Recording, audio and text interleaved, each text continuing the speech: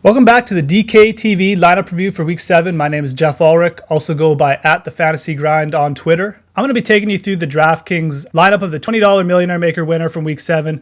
Guzzy, 52314.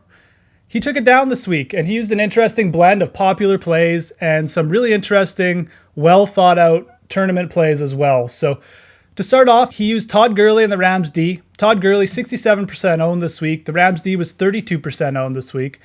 And I think it's interesting to note because there's this misconception out there that you can't use popular plays to take down a big tournament. And that's exactly what Guzzy did this week. He used two of the most popular plays on DraftKings. And how he was able to create an original lineup, how he was able to take down this big tournament in spite of those high ownership percentages was because he was able to find some other low-owned, high-upside tournament plays to pair these popular plays with. So he used Mike Evans at 6.3%. He used Rob Gronkowski at 7.7%. And I think both of those big play receivers being so low owned and producing so well really allowed him to create a more original lineup, a lineup with higher upside despite those popular plays. So Mike Evans at 6.3%, big play wide receiver, big red zone target, and he had a great matchup against the sort of middling, going downhill Washington secondary. Washington's been letting up a lot of yards, a lot of big plays in the past couple of weeks. I think targeting Evans in this game was really smart. He had started the season slowly, but that sort of guaranteed him to be ignored by most people this week, which he was. He was only 6.3% owned. So he took advantage of the fact that people were down on him.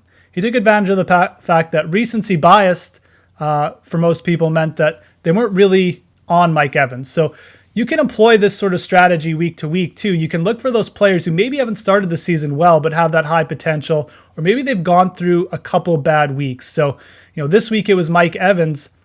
Next week, it might be a guy like Brandon Marshall, who let down a lot of people this week. He dropped a touchdown. He only scored 10 points. His worst week on DraftKings. Looking forward, Brandon Marshall and a player like that who's coming off a bad week might be a good way to look for those sort of lower owned tournament plays in week 8. The other play used Rob Gronkowski at 7.7%.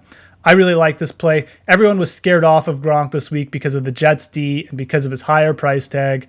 And you know what? This created a huge opportunity in tournaments.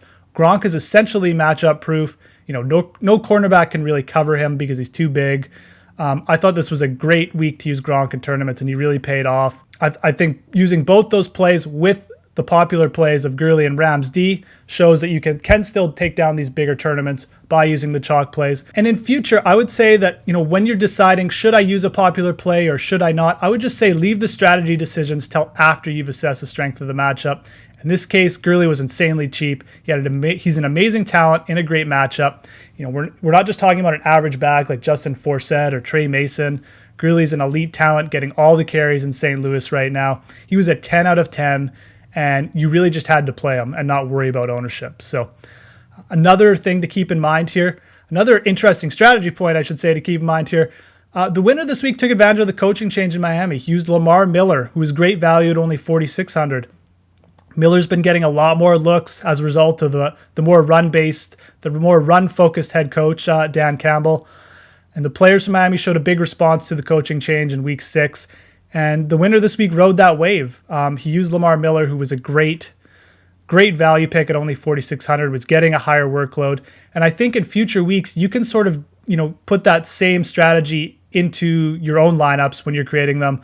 Target teams that might be going over some turnover. So think about like an Indianapolis who's really struggling right now. They might be going through a coaching change soon. Other teams that might be going through like a quarterback change.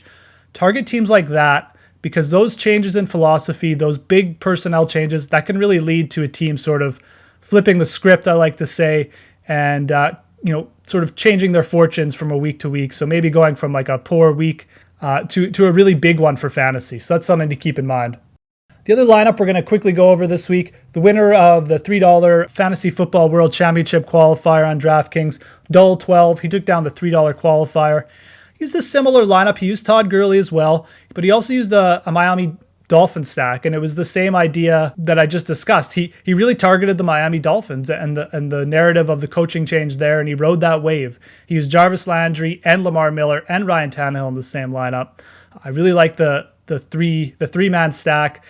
because if a team goes off, if a team scores a lot of points and really sort of blows out their opponent, you're going to get all the points. And that's essentially what happened. He targeted the weak Houston defense. Houston's a team that's falling apart right now, and I think that's a great strategy. Targeting those teams that are falling apart, hoping that you get a really dominant performance from your quarterback and running back, and then you get all the fantasy points. And I think in future weeks, targeting other teams like that is really smart too. I'm targeting teams like the San Diego Chargers, maybe the Indianapolis Colts, who I just spoke about. These are teams that they have injuries, they have either personnel issues, or they're just not gelling this year. And you can see it because they're letting a lot of points this week. And I think targeting teams like that with your players in the future is a really good idea, especially for tournament stacks. Last thing I'll note about this lineup is that he did use the Dolphins defense, which was 4.3% on. But if he had used the Rams defense, he would have actually outscored the Millionaire Maker this week. So he would have actually had the higher score on DraftKings, which is interesting. And it also shows you that you don't need to fade the chalk, that you can use popular plays in your big tournament lineups. So that's about it for this week, guys. My name is Geoff Ulrich. Go by @TheFantasyGrind on Twitter. Make sure you tune in to DKTV. Make sure you subscribe.